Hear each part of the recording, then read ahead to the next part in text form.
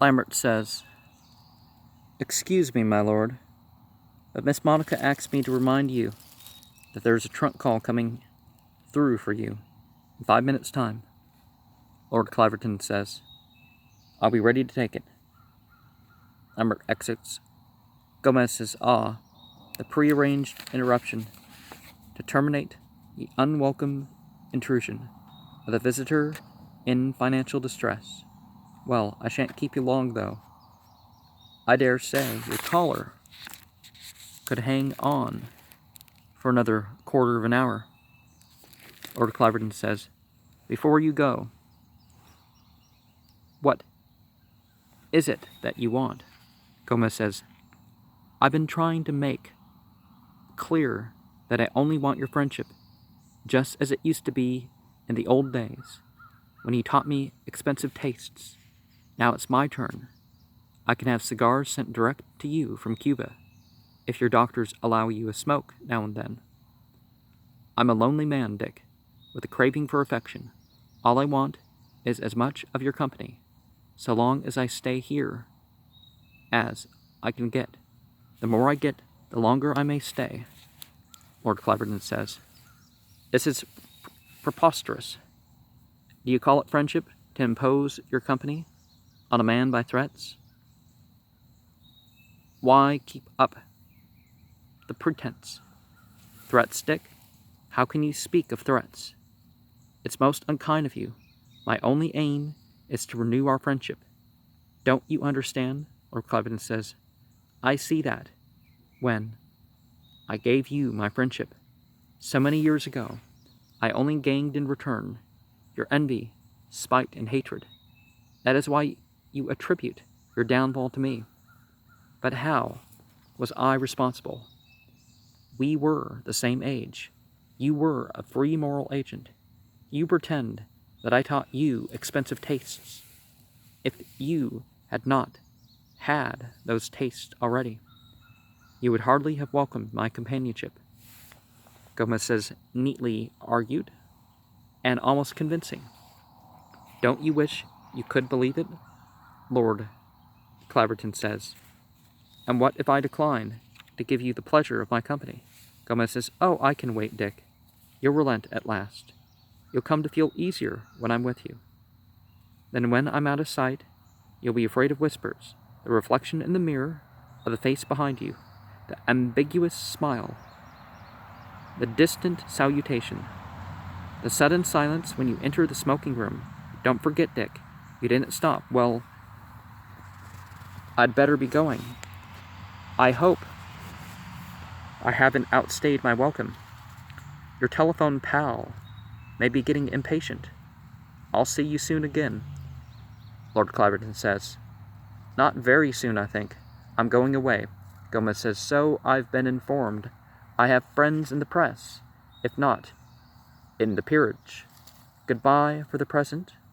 It's been an elixir to see you again and assure myself that we can begin just where we left off." And Gomez exits. Lord Cliverton sits for a few moments before brooding. A knock, and enters Monica. Monica says, "Who was it, Father?" Lord Cliverton says, "A man I used to know." Monica says, "Oh, so you knew him?" Lord Cliverton says, "Yes. He'd changed his name." Monica says, "Then I suppose he wanted money." Lord Cliverton says, "No, he didn't want money." Monica says, "Father, this interview has worn you out. You must go and rest now before dinner." Lord Cliverton says, "Yes, I'll go and rest now. I wish Charles was dining with us. I wish we were having a dinner party." Monica says, "Father, you can't bear to be alone with me. If you can't bear to dine alone with me tonight, what will it be like at Badgley Court?" And then there's the curtain, and Act 2 is in Badgley Court on a bright sunny morning. Several days later, Lord Cliverton and Monica enter.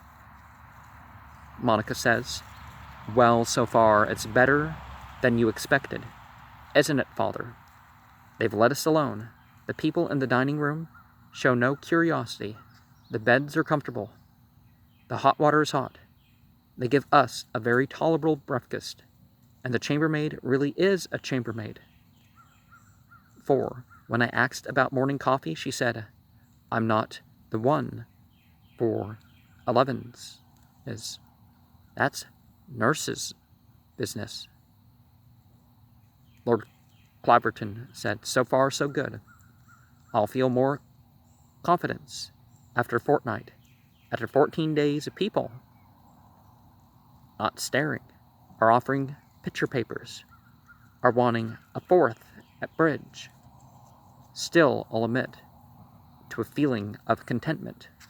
Already I hope that it will last, the sense of well-being.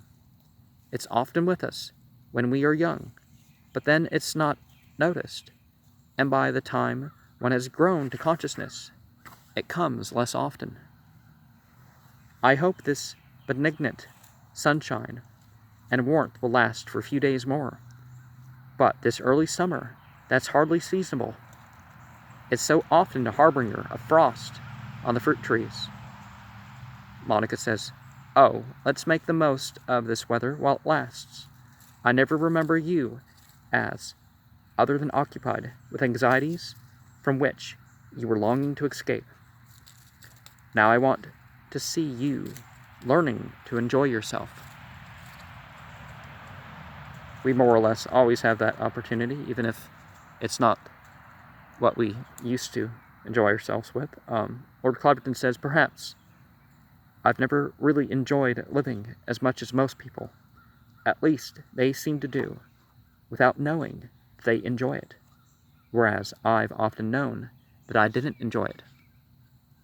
Some dissatisfaction with myself, I suspect, very deep within myself, has impelled me all my life to find justification, not so much to the world,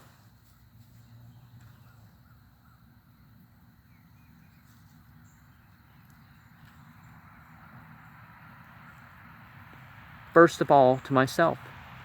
What is this self inside us, this silent observer, severe and speechless critic, who can terrorize us and urge us on to futile activity, and at the end judge us still more severely for the errors into which his own reproaches drove us?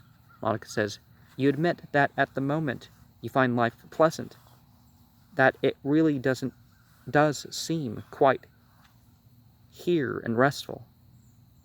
Even the matron, though she looks rather dominating, has left us alone. Lord Claverton says, yes, but remember what she said. She said, I'm going to leave you alone.